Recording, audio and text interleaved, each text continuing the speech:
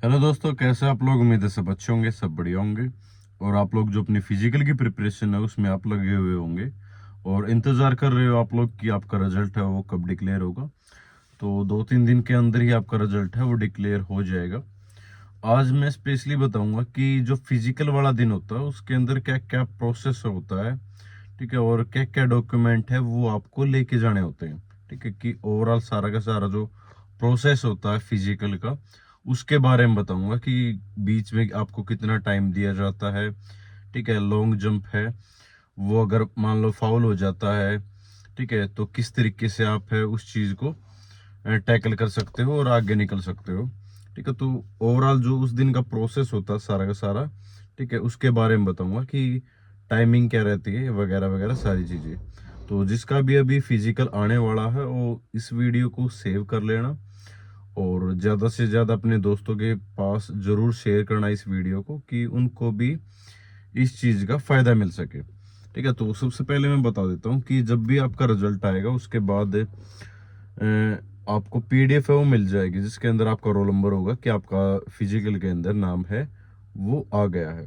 ठीक है, उसके बाद रोल नंबर के सीक्वेंस की वजह से आपके जो फिजिकल है वो करवाए जाएंगे। फिजिकल की डेट है वो आपको पता चल जाएगी कि इस दिन मेरा फिजिकल है। फिजिकल आपका वजीराबाद जाड़ो दाखला, ठीक है, यहाँ पर मोस्टली होता है, लेकिन अब की बार कह रहे हैं कि मॉडल टाउन वगैरह में भी आपके फिजिकल हैं वो करवाए जा सकते हैं। मतलब 1-2 ग्राउंड है वो एक्स्ट्रा ही तैयार किया जाएगा ताकि आपके जो फिजिकल हैं वो करवाए जा सके। तो जिस दिन भी आप फिजिकल देने जाओ तो आप अपने साथ एक आधार कार्ड या एक और आईडी प्रूफ है वो कैरी कर सकते हो साथ में। ठीक है, और जो आपका फिजिकल का एडमिट कार्ड आएगा वो आप साथ में कैरी है वो कर सकते हो। ठीक है, ज्यादा अगर आप मान लो दूर से आ रहे हो तो वजीराबाद सेंटर के आसपास या जाडोदा क्लास सेंटर के आसपास आपको रहने की सुविधा वो मिल जाती है। आप पहले दिन स्टे कर सकते हो। ठीक है, 200-400 रुपए के अंदर आपको रूम है वो मिल जाएगा। ठीक है, सुबह आप जल्दी एंट्री करो, कोशिश करना सुबह आप जल्दी एंट्री करो, क्योंकि कई बार ऐसा होता है कि जो पहले आता है ना, ठीक है, जैसे सबसे जल्दी जो बच्चे आएंगे उनका एक सबसे पहले ग्रुप है वो बना दिया जाता है कि 50 बच्चों का एक ग्रुप बना दिया। ठीक है, या 100 बच्चों का एक ग्रुप है वो बना दिया। मोस्टली 50 बच्चों का ग्रुप है वो देखने को मिलता है। ठीक है, तो आपको चेस्ट नंबर वगैरह है वो प्रोवाइड करवा दिए जाते हैं। ठीक है, आप अपना जो बैग वगैरह है वो रख सकते हो वहां पर साइड में। ठीक है, अपने हिसाब से, या किसी जो भी आपका रिलेटिव है उसको आप बैग है वो दे सकते हो। ठीक है, बाकी और चीजें आपको कैरी नहीं करनी होती क्योंकि डॉक्यूमेंट आपको लेके जाने होते हैं। तो आपके बैग में डॉक्यूमेंट होंगे तो डॉक्यूमेंट्स को संभाल के रखना है वहां पर, जो भी एक साइड में टेंट लगा होगा। ठीक है, तो कोशिश करना पहले जाओ, सबसे पहले जाओगे तो सबसे पहले नंबर आ जाएगा। सबसे पहले नंबर आने का फायदा ये है कि आप ज्यादा जब तेज धूप हो जाएगी, दोपहर हो जाएगी, तब नहीं आपको दौड़ना पड़ेगा। आपका जो नंबर है वो 8-9 बजे, इवन जो बाद की शिफ्ट होती है उनके अंदर 7-7 बजे भी आपका नंबर है वो आ जाता है। तो आप सुबह जितनी जल्दी जाओगे उतनी जल्दी आपका नंबर आ जाएगा और आप पे जो रनिंग है वो सुबह के टाइम कंप्लीट कर पाओगे। ठीक है, क्योंकि जैसे जैसे दोपहर हो जाती है, ठीक है, ज्यादा गर्मी होने लग जाती है तो आपका जो टाइम है वो भी बढ़ जाता है। ठीक है, बहुत सारे ऐसे ही बच्चे होते हैं जो नंगे पैर दौड़ते हैं, ठीक है, जूतों के बिना दौड़ते हैं। तो उनके लिए थोड़ा सा मुश्किल हो जाता है क्योंकि दोपहर को जमीन है वो तपने लग जाती है। तो नंगे पैर दौड़ोगे तो फिर ज्यादा मुश्किलें आ जाती हैं उस टाइम पे। ठीक है, तो कोशिश करना जल्दी जाओगे आप। ठीक है, फिर क्या होता है कि आपको जो एक चिप है वो दे दी जाती है और आपको पैर में चिप है वो बांध दी जाती है दोनों पैरों के अंदर। ठीक है, और चिप बांधने के बाद जो भी आपका बैच है वो 1 बाय 1 एक वुडन बोर्ड होता है, एक ब्लॉक होता है, गेट जैसे एक गेट होता है उस तरीके से गेट के फ्रेम में से आपको निकलना होता है। जब भी आप वहां से निकलोगे तो आपकी रनिंग है वो स्टार्ट हो जाएगी। ठीक है, 400-400 मीटर के ट्रैक आपको देखने को मिलेंगे। ठीक है, इस तरीके से ग्राउंड बांट दिए जाते हैं कि 1 number ground, 2 number ground, 3 number ground, 4 number ground, इस तरीके से, और 400 मीटर का एक ट्रैक होता है। ठीक है, तो आप लोग कोशिश करना कि स्टार्टिंग में जो पहला फेज होता है उसमें आप मोमेंटम बढ़ाओ। ठीक है, ऐसा नहीं करना कि बिल्कुल ही आप उसमें गेट में से पास होते ही, ठीक है, स्पीडली आप दौड़ने लग जाओ, भागने लग जाओ, ऐसा नहीं। एक मोमेंटम के साथ आप पहला चक्कर लगाओ। ठीक है। फिर उसी मोमेंटम को थोड़ा सा बढ़ा के कि कुछ बच्चों को मैं 10 बच्चों को 5 बच्चों को क्रॉस कर जाऊं, इस तरीके से मोमेंटम के साथ दूसरा चक्कर लगाओ। सबसे ज्यादा जो बच्चे रुकते हैं वो थर्ड राउंड में रुकते हैं, कि जब तीसरा चक्कर लगाते हैं तब बहुत सारे बच्चे हैं वो ये सोचते हैं कि अब मेरे से नहीं दौड़ा जाएगा, मेरी रनिंग है वो कंप्लीट नहीं हो पाएगी। तो उन नेगेटिव थॉट्स को माइंड में नहीं लेके आना है, ठीक है। पॉजिटिविटी के साथ आपको दौड़ते रहना है। थर्ड राउंड के अंदर कुछ भी आप अपने दिमाग में इस तरीके से सोच सकते हो, अपने घर परिवार के बारे में सोच सकते हो, फैमिली के बारे में सोच सकते हो, या जो आपने प्रैक्टिस की है उसके बारे में सोच सकते हो, अपने स्कोर कार्ड के बारे में।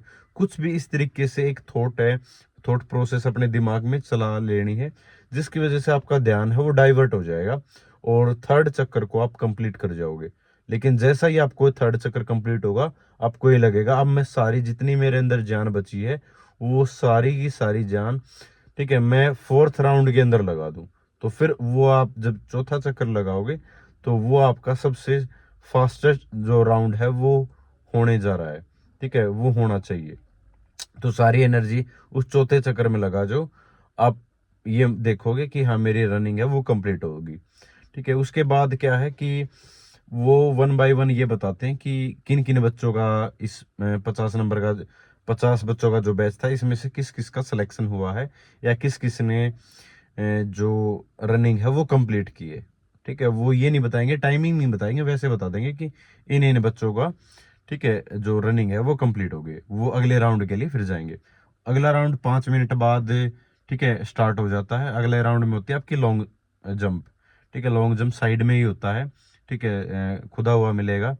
जैसा कि आप कच्चा ट्रैक होता है, कच्चे ट्रैक में, ठीक है, मिट्टी को खोद के वो बिल्कुल एक जैसा ही कर दिया जाता है, ठीक है। और आगे जहां पर आप जंप करोगे ना लॉन्ग जंप के अंदर, वहां पर कैमरे फोकस होते हैं, ठीक है। वहां पर एक कुर्सी गाल ले, जो भी कांस्टेबल हेड कांस्टेबल बैठा हुआ होगा, ठीक है, वो बताएगा कि क्लियर है या नहीं है, ठीक है। दूसरी चीज की पीछे से आपको अगर थोड़ी बहुत भी लाइन टच हो जाती है तो कोई इश्यू नहीं रहता इतना बड़ा, ठीक है। आगे आपने अच्छे से क्लियर जंप है वो कर लेना 14 फीट का आपका, ठीक है। कहीं ये सोचो कि मैं पीछे से ज्यादा कूद जाऊं, ठीक है, वहां पर अगर लाइन क्रॉस होगी फिर वो मान्य नहीं है, ठीक है। आप थोड़ी सी जो पहली वाली लाइन है उसको थोड़ा बहुत क्रॉस कर सकते हो, हल्का फुल्का अगर टच हो जाता है कोई इश्यू नहीं है, ठीक है। लेकिन बहुत सारे बच्चों के साथ हड़बड़ाहट में क्या होता है कि वो सीधे ही निकल जाते हैं। कई बार फाउल के चक्कर में उनका ज्यादा पहले से कूद जाते हैं या आगे से कूद जाते हैं, ठीक है, लाइन को देखते हुए उनका मोमेंटम नहीं बन पाता। तो आपके पास सिर्फ 3 ही चांसेस है, आपको पता होना चाहिए, ठीक है। तो कोशिश करना पहले ही चांस में आप निकल जाओ, क्योंकि अगर पहला चांस अगर फाउल हो गया इस तरीके से कुछ हो गया ना, फिर आपके चांस है वो मुश्किल हो जाएगा, क्योंकि सेकंड में आप ज्यादा नर्वस हो जाओगे, ठीक है। तो कोशिश करना पहले ही जब में आप क्लियर कर जाओ, ठीक है, क्योंकि थोड़े बहुत पैर भी भर जाते हैं रनिंग करने के बाद, तो वो पैर इतने ज्यादा नहीं उठ पाते। तो अपने जो ग्राउंड है उस पर कोशिश करना आप लोग कि 14.5 जंप है वो आसानी से कर जाओ, वहां पर भी कर जाओगे, ठीक है। उसके बाद सेम कि वही परफॉर्मेंस में भरा जाता है कि आपका हाई जंप है वो क्लियर हो गया है, सॉरी लॉन्ग जंप है वो क्लियर हो गया है, और वो बता देते हैं कि इन इन बच्चों का क्लियर है वो हो गया। उसके बाद आपका हाई जंप होता है। हाई जंप में एक प्लास्टिक का पाइप होता है वो रखा हुआ होता है स्टैंड के ऊपर, वो मेरे हिसाब से मोस्टली बच्चे कर देते, जो ओवर वेट होते हैं ना ज्यादातर बच्चे वही रह पाते हैं, नहीं तो इजीली सभी कर जाते हैं। जो आप ग्राउंड पे हाई जंप करोगे उससे तो बेटर ही होगा वहां पर, ठीक है। मतलब ये मानोगे कि ये तो बहुत कम है शायद, ठीक है, लेकिन कम नहीं होता, उतना ही होता है जितना मेंशन किया हुआ होता है, ठीक है। तो आसानी से कर जाओगे, उसमें ज्यादा बच्चे नहीं होते बाहर। सबसे ज्यादा बच्चे रनिंग के अंदर बाहर होते हैं, फिर उसके बाद आपके लॉन्ग जंप है उसके अंदर होते हैं, ठीक है।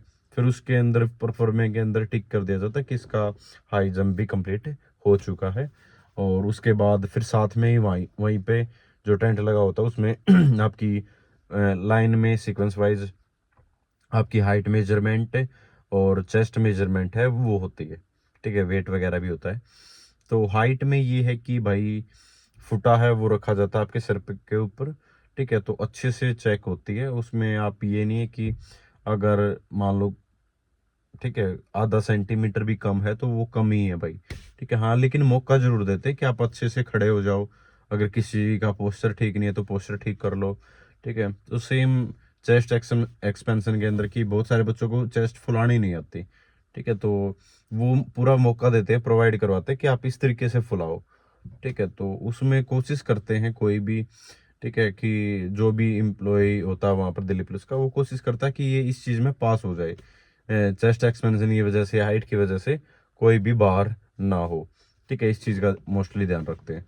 और उसके बाद आपको एक फाइनली एक बैंड है वो प्रोवाइड करवा दिया जाता है कि ये बैंड है, और उसी के साथ साथ आपके जो डॉक्यूमेंट वेरिफिकेशन है वो देखते हैं, ठीक है। आपकी ओरिजिनल मार्कशीट है, ड्राइविंग लाइसेंस वगैरह हैं, ठीक है। ड्राइविंग लाइसेंस स्टार्टिंग के फेज में भी देखा जाता है कि जब आपकी एंट्री होगी तब भी कि आपके पास है या नहीं है, अगर नहीं होगा तो वहीं से बाहर कर दिया जाएगा, ठीक है। आधार कार्ड और ड्राइविंग लाइसेंस जरूर आपका कैरी रखना है, साथ में रखना है, ठीक है।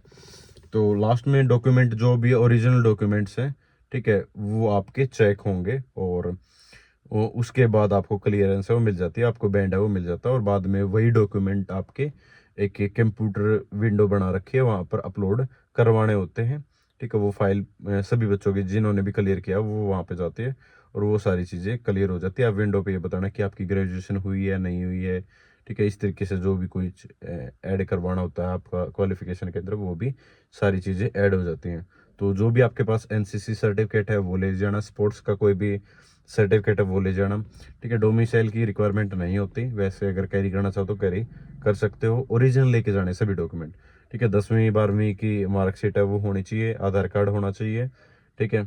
और कोई भी कैटेगरी का अगर आपके पास सर्टिफिकेट है, ईडब्ल्यूएस है, ओबीसी है, ठीक है, एससी एसटी कैटेगरी का कोई भी सर्टिफिकेट है जो भी आपने उस टाइम पर अपलोड किया था फॉर्म भरते टाइम, ठीक है, वो आपको लेके जाना है। तो ये ओवरऑल प्रोसेस होता है, इसके अंदर तकरीबन आपका पूरा दिन ही लग जाता है, मतलब 2-3 बज ही जाएंगे, ठीक है। जो भी बाहर हो जाएगा वो जल्दी बाहर निकलाएगा, 1 घंटे के अंदर, आधा घंटे के अंदर, ठीक है, 1 घंटे के अंदर वो बाहर निकलाएगा।